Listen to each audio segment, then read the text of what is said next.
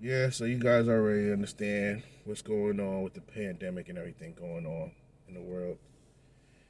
And I know not a lot of people feel like they understand why we people have to wear masks.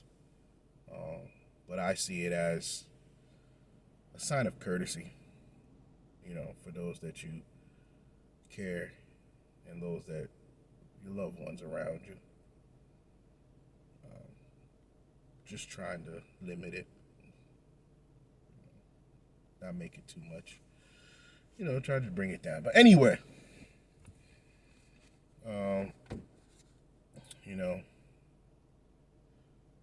I just wanted to, I didn't know what I was going to talk about. I've been thinking about it all week, these last few days. I was trying to figure out like what should I say. I haven't been on here in a long time. I've been on here in a long, long time, and I just wanted to be like, how? What am I gonna say? Like, how am I gonna start this? What do I need to address? What do I want people to hear or know about? So, but first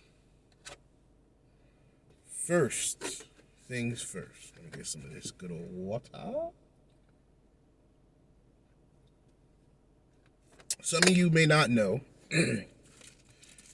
or some may know, but I suffered a very extreme injury at work, and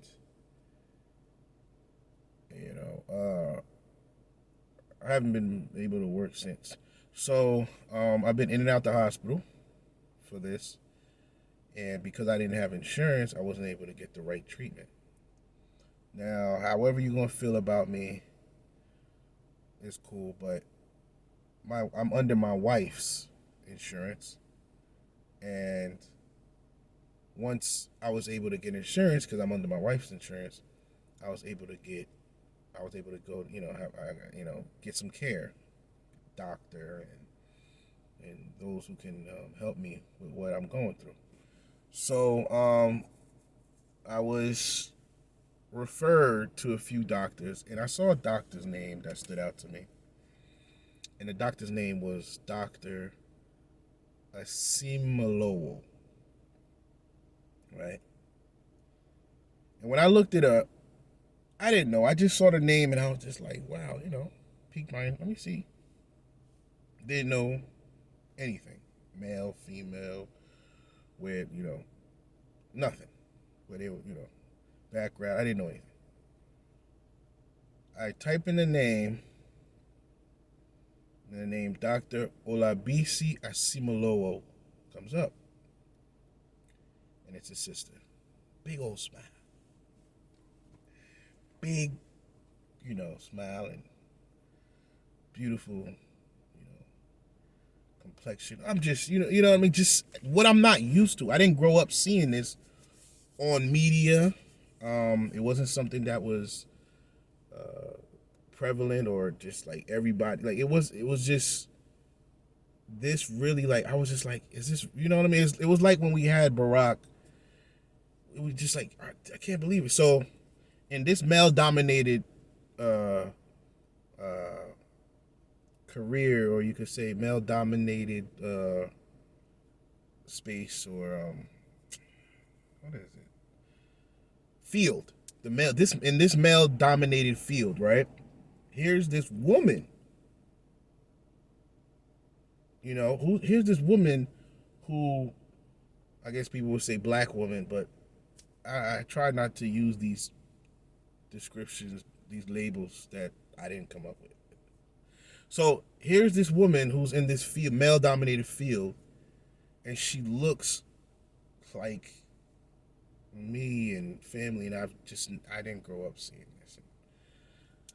So you already know, I'm trying to. I call and they tell me that all the steps I need to take in order to, the things the different steps that they need to take for me to be seen by Doctor Simolowo.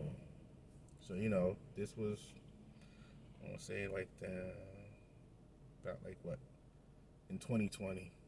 I was trying to get this, all these things, in place.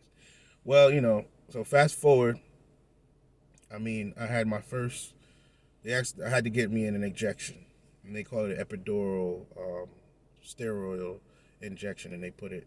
And this is not no like like if you don't know what you're doing, if the specialist doesn't know what they're doing, you know that's dangerous.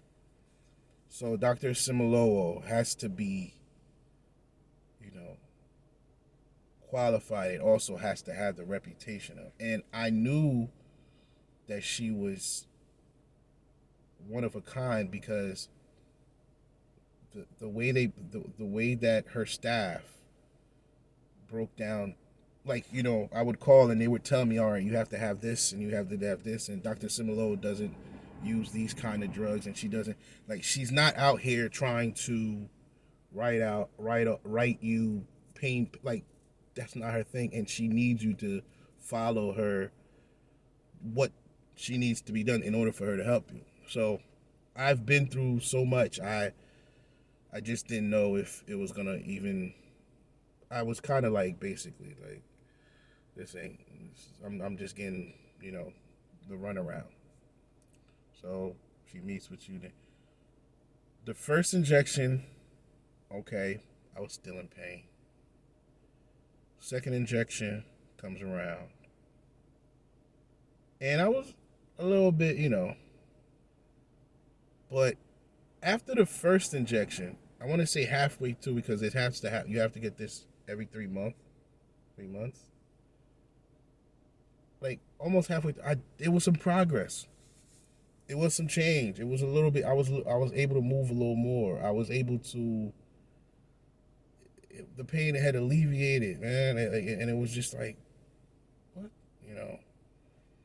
and I had to do the follow up again, and we were getting ready for the second injection, and after the second injection, I still was a little, groggy, wasn't moving as much, step by step, there's improvement, but I don't know if the weather, but it was still a little, still felt like. So I did the follow up, and once I did the follow up after the second injection, I was like, I told Dr. Simolo, I'm like, are you like a guardian angel? Are you're my, what I say? Did I say you my miracle angel? I forgot what I had said, but I said something like, I couldn't walk. They always had to wheel me in. Now I had a terrible experience with one of them. One of the guards, they just did a boy dirty wheeling me in, and I was, I just, straight up, I was like, yeah, I'm not dealing with that. So, dealing with that person. So I ended up like, dealing with the pain and walking, but it was painful. I had to stick in. Like, it was just a bad situation. But regardless of that, and I just hope people who take certain positions that you understand patients and what they're going through.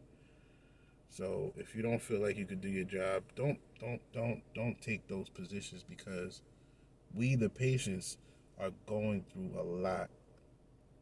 And for me to have to ask for a wheelchair to be wheeled in, it can't be more humbling and more, you know, like that's some real, like, I'm in a wheelchair, you know what I mean? Um, I don't want to be in it, but I realize that my hard headedness and my stubbornness causes my ability to progress and heal. It slows it down. So with me understanding that with time, I was like, they'll be asking, like, you want? I was like, yeah, I'll take the wheelchair. Like, I'm not gonna burden my body more because your body's not able to heal because it's suffering and it's hurting because you're putting more stress on your body. When all you have to do, they're just wheeling you in, wheeling you out. If you want to, it's not all day you're in a wheelchair. This is just now. You just take this little break right now. Anyway, so uh, I go in for this follow up of after my second injection, and I was like, Dr. Simolo, like, you're the truth, like, and she gave me the permission to say this. I was like, I have this YouTube channel. I don't know what I want to do. And she's smart. She's like, what do you want to do? I know you're on YouTube. What you gonna like? She's dope, and she can have a conversation. Like normally, I pick Sean. It's my ignorance. I'm ignorant. Okay. Normally, whenever I come across doctors or individuals, like they're not relatable, or like they seem to be very. Their communication skills are like, I'm like, yo, I was like, all right. Like you just leave it at, all right, doc. I feel like Dr. Asimolowo could be like a person you see, everyday person, and you wouldn't know like, oh, she's like, you wouldn't know like, oh, doctor, like I'm used to. This is a real person who was a doctor, and it just changes every ideology or every mindset or every, idea and thought that I thought like, oh, you're your doctor, oh, you're so, and you just want to talk so profound and all this stuff. No, man, she's so relatable, but she's a doctor though. She's very professional, very, very professional. And I could attest, she knows what she's doing. Had to do the whole MRI thing. I know a lot of people don't like MRIs, but she's not jeopardizing who she is in her profession for, like if I'm going to heal you, this is how I feel like she works. She's like, if you want to feel better, if I'm going to get you healed, if I'm going to get you improved and back on your feet, then you have to know that these things are necessary. I'm not telling you to do these things because I just want to, whatever. I'm just doing it and throwing it out there and be like, yeah, but you never know. You have to do this. You have to take these medications. You have to, like I was telling her, I'm trying to get back on my, get back to work and doing it, and it snowed, and she was like, she'll say, and her nurses will say too, like, take it easy, like, and it's kind of hard because I grew up very, around like what they call man's, but it's like almost to a fault that we would be, the men back, the older men I grew up and seen, and that were the representation. Like they should take a rep, but they wouldn't, because they felt like, nah, this pain, or nah, you can't. Like I don't think my father's generation, they would be okay with being under their wife's insurance. Like the pride, the way that they felt like they had to be is very different, and that's just all of them. So they didn't see anything wrong. Now with me, I'm telling you, it's hard. It's difficult for me to like hear my doctor go, don't do too much or be careful. Like she's telling me these things in order for what? For me not to stress my body and pretty much re-injure myself or slow down my progress, because she's helping me get back better, but I'm doing something that counteracts that. Doesn't make sense. But it's hard sometimes when it's just you and your spouse, and I have to ask my wife. My wife does a lot for me, man. A lot. But I think it's a way that the Creator used to humble me and make me understand. I made this person, this woman, to help. She's your helper, not your property, or not your hanger on, or not your slave. No, she's your helper. A helper is somebody who assists with you when you need assistance. So me being in the situation that I am, health-wise, I have someone here to help me. She's not going to be able to do everything, but the stuff that she can do, thank God, she does it. And she doesn't do it and it's like she's burdening herself. She's doing it because the Almighty put somebody next to me, and she understands like what I'm going through.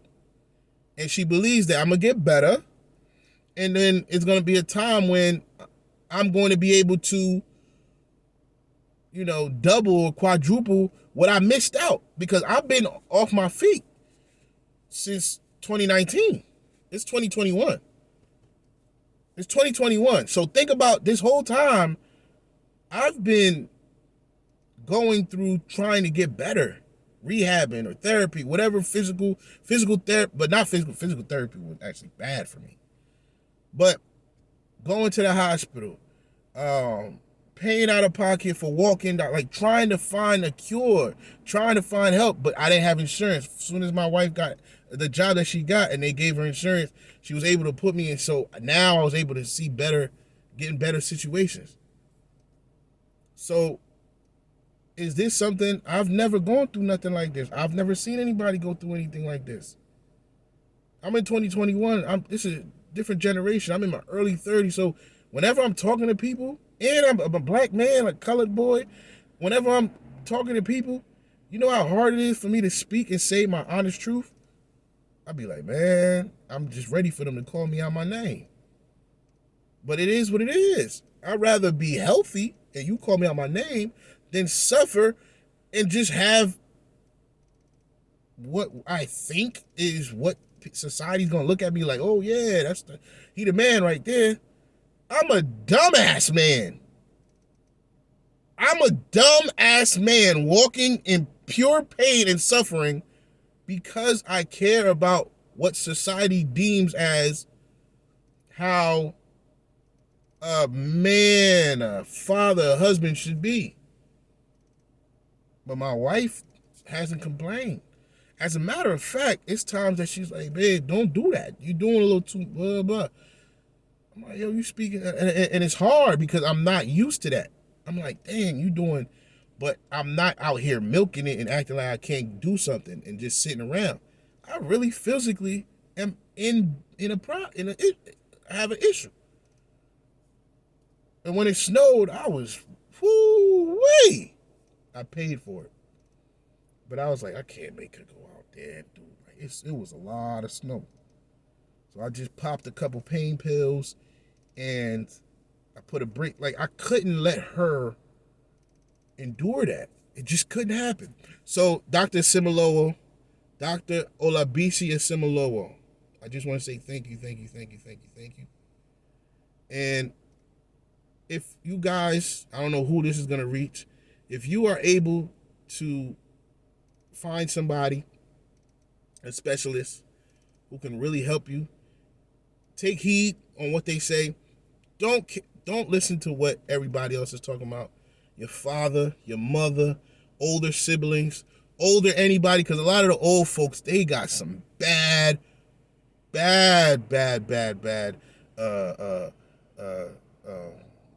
mind, like the way they see, like they expect things to be. Like, it's just very, and the thing is, a lot of them don't want to admit that, oh, maybe that mindset wasn't too good. Maybe that mindset was good for then, but for today, we gotta readjust, revamp, tweak it a little bit. They won't think like that. They just want it that way. So be careful, because you might be doing yourself a whole lot more damage. And you young, 20, 25, 30, trying to please somebody. Nah. Take care of your body. Your body talks to you all the time. My body talks to me all the time. Whenever I'm going through something or something ain't right, my body tells me, nah, not today. And I realized I didn't even have to do it. I was just trying to play the past instead of understanding, the Creator has never wanted things to be one way. That's why if you look in the Bible, I know some people don't care, but if you look in the good book, God made them old folks, the Moses people, he made them just straight die in the desert. 40 years. So somebody told me one time, it was like, if you ever want to see something just be gone and mindset be gone, you got to 40 years. So if I'm in my 30s, 40 years, 4, 5, 6, 7, I'll be in my 70s. Yeah. All that crap that we grew up under and all that nonsense that people were, that's gone. Now it's up to me and all of us to be like, yo, when we 70, we're gonna make sure that people are safe, one another is safe. We understand, but we also we can't fear, we can't be afraid. I'm gonna say that we can't be afraid of the better that's coming up. So if our children come around, our grandchildren come around, they saying something just because we never seen it before or been through it, we can't be afraid of it. But we got to tell the truth and be like, baby, I want to make sure you're safe. I want to make sure that you don't get hurt. I want you to be all right. I want to be at peace in my heart. I don't I can't endure, you being the test dummy or the guinea pig. So so I want you. I'm gonna tell you the truth. I don't feel too good about you doing this and going through that. So put my heart at ease, and then we good. Like it's a lot of people who use social media for bad, but parents and people who have discipline and wisdom, they using they social media to stay in contact with their loved ones and the children, and they don't do too much. They don't go around just doing nonsense or not. They just keeping up. Like, hey, what's going on? They'll talk to their children or grandchildren or whoever, and just tell them, it's like, the same way they would have talked to you if they saw you. They would have told you, like, these cars is wild. They would have told you, you know, baby, I don't like what you got on or how you talking. Or they would have said that in your face regardless. So it's not like it's any different. It's just social media makes it a little bit easier to, get in contact with one another and not have to like, oh, I only see you when I come up to see you. And sometimes, people just don't have the time, and sometimes distance and just everything going on. But yeah, uh, if yeah, so that's all it is. If I'm when I'm 70 years old, God willing, my grandchildren, my children, they got something going on. Be like, hey, look, what am I gonna need? What is it for? I don't need to use Zoom for no job interviews or conferences. I'm past that. But if you guys want to use Zoom for us to catch up and say things, talk to each other, yeah, I can do that. Yeah, we just gotta plan it out. Gotta figure it out. That's all. That's all. Everything has good and bad. Everything. But we just gotta make sure we understand. It's just that's all it is. And then when the technology or whatever it is going on, it's gonna happen more. Like I'm probably not gonna be around. But it's just gonna still be having advancements. I just don't want to hinder y'all. I don't want to hinder the young ones. You know, I don't want to. I don't want to come at somebody and tell them something just because I don't understand it. So please understand me. Just be like, if you ask me something or how I think about something, allow me to be like, let me sleep on it. Or let me think about that. Let me think about that. Let me break it down. Because I don't want to just give you an answer just to give you an answer. Because right now I want to be able to know, because this is all new to all of us. But because God put me on this earth, and I've lived a few more years than you, and nothing's new in this, so I could see what I could break it down.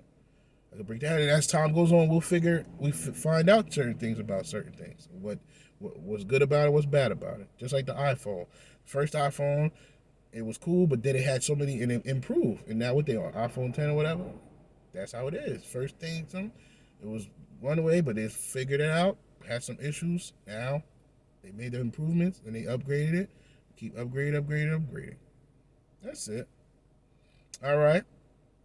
All right, y'all. Um, so I'm still gonna look to see like what I could break down. I think I wanted to talk about one concept about being black and being from the suburbs, and how the mindset is like, are you from the suburbs, and they kind of like try to take your black card. I was just like, I don't know why that's even a thing. So that was one thing I was thinking of, and I think I got some other things I want to touch base on. But yeah, man, thank you for anybody who's checking me out, and you know, we're gonna go through this hopefully together, and we can help one another, and Appreciate yourself, for real. Don't doubt yourself. Don't doubt yourself. Don't ever doubt yourself. If you in a room and everybody eating chocolate cake and you want to eat vanilla cake or strawberry cake, eat your cake that you like. Like, don't feel like you gotta, if somebody's pressuring you or making you feel bad for your choice, then you don't need to be around that person. Unless whatever it is that you're doing could kill you or harm you. Like, right then and there. But if it's like one of those, oh, you eat a cheeseburger, oh my God, it's so fatty. Da, da, da. But if you eat half a cheeseburger, or if you just want to eat that cheeseburger, cool. But if you over here abusing it, then that person might talk to you. But I don't like when people feel like because they got to do something or they do certain things, they got to make other people do it too. Okay, that's you, and I'm me. If you can't get with it, get away from me. And I'm out.